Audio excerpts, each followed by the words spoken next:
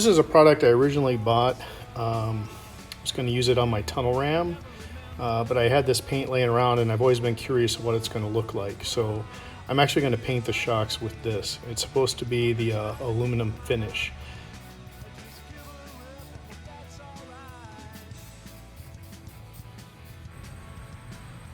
So I really like the way these turned out. I don't think this is showing you, you can see a little bit of a texture there, and it's kind of a satin finish. But since these are going to go underneath the car, I'm going to give them a quick clear coat. But I'll bring you back. Hey guys, yeah, this videoing while you're working thing's pretty hard. But anyway, I'm redoing my super stock springs. I'm going to get both sides in with new shocks. I'll add some video. I wound up getting some shocks. I'll talk about those in a little bit, but I got those painted up. But right now I just been working on dropping the gas tank, and that's definitely going to give me more room to work on the upper shock mounts there. So bear with me. I'll try to have some more footage for you here in a little bit. So the biggest problem I've been having with installing these are with these upper shock tower mounts. And there was a question on whether or not, with all the washers that we had to use to compensate for the top shock bushing, was causing my threads to bottom out so that it doesn't cinch those two pieces of the brace together to hold the shock snugly. So I ordered some factory top shock mounting bolts, and gonna hope to correct those here in a little bit. But just kind of a gratuitous shot of underneath my trunk here with the gas tank out. Man, this car is pretty darn solid. I lucked out a lot there. So anyway, got some special fun stuff coming up here. I'm just gonna keep plugging away. So it's obvious that somebody had been underneath the car before me, and they painted and undercoated everything. The tank was completely painted and undercoated, and I showed you a video of the trunk pan. But when they replaced the upper shock mount, they used these bolts, and they did use some washers with those as well.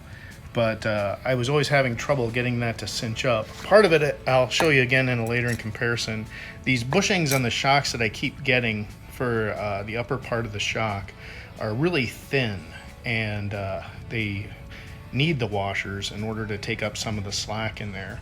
Now, according to some of the old timers, the bolts aren't supposed to use any washers at all, which they think is kind of a design flaw. But anyway, I went to Parts Mix and I ordered these, so I'm gonna try to compare the bolts here. So hopefully having the right hardware is really gonna help. These are the parts from Parts Mix, the top bolts and nuts, compared to the bolts that were in there. So you can definitely tell these are just a little bit shorter, which will make it a little bit easier to access in that tight space. But the threads go in significantly more, which will help cinch together the shock tower mount. As you can see, it's like a two-piece, like V type thing, and then you use the bolt to kind of squeeze it together. But I'm also using some Mopar Performance shocks. So these are shocks that I bought from a guy who took his super stock springs off of his 65 Satellite. And they're Mopar Performance shocks for the super stock springs. And he laughed and said they're probably nothing more than springs off of an Imperial, which goes along with the theory of the other guy that said use Ramcharger shocks. But look at the bushings on these and then compare them to what typically comes when you order shocks for this car. So if I can get them both in the same shot, definitely gonna fit in that shock tower brace much better. And with that new bolt, it's gonna cinch up and cause me a lot less grief and not be bouncing around in there. So that was one of the issues that I was fighting the first time I tried to install my springs was, even when I put the air shocks on, this was a total pain in my ass. But hopefully having the right hardware and the right part is gonna help. And the reason I took the passenger side out is because I did put these in the top mount bolt, thinking that the shocks were gonna raise my car, but they didn't. So I'm gonna lower it to the lower hole, and I may have to have some custom rear shackles made for me. But I'll bring you back when I get that all swapped around.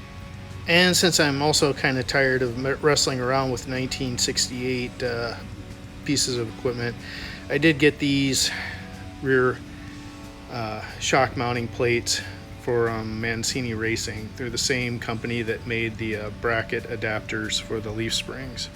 And part of the thing I liked about them is they do have those holes on the side for tie down. Now, I would prefer to go with the original stock, but these were cheaper. The ones you could buy from Mancini weren't like these. And eventually, I'll probably get these fixed with the right studs. And but for right now, to get the car back on the road, this is what I'm going with. Oh yeah, and another thing that I had forgot to order last time around was new bushings for my shackles. So I got a whole bunch of those too. Okay guys, I got my leaf spring mounted in the bottom hole. And then I got my new shock plate mounted. And then I've got my new Mopar Performance super stock spring shocks painted and installed. And then I got my new bushings in the back here. So gonna have to try to tighten that nut up there here in a little bit. But otherwise I think I got everything pretty tight on this side and buttoned up. So time to do the driver's side. Okay guys, got my super stock springs, my super stock rear shocks, and all miscellaneous hardware installed. So tomorrow I'm gonna put in the new fuel tank, and I'll show you more about that when we get to that. But I'm gonna get this car on the ground. Alright guys, I don't even know what time of night it is, but this took me all day. Definitely higher in the rear end, and we're gonna have to see how it goes.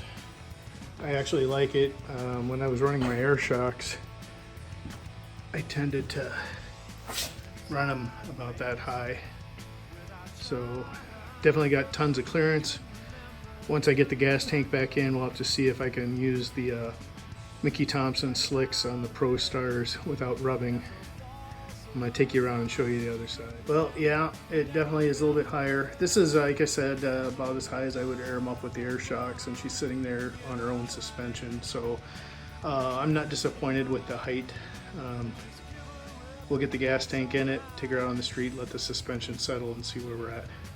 Anyway, that's it for this video, guys.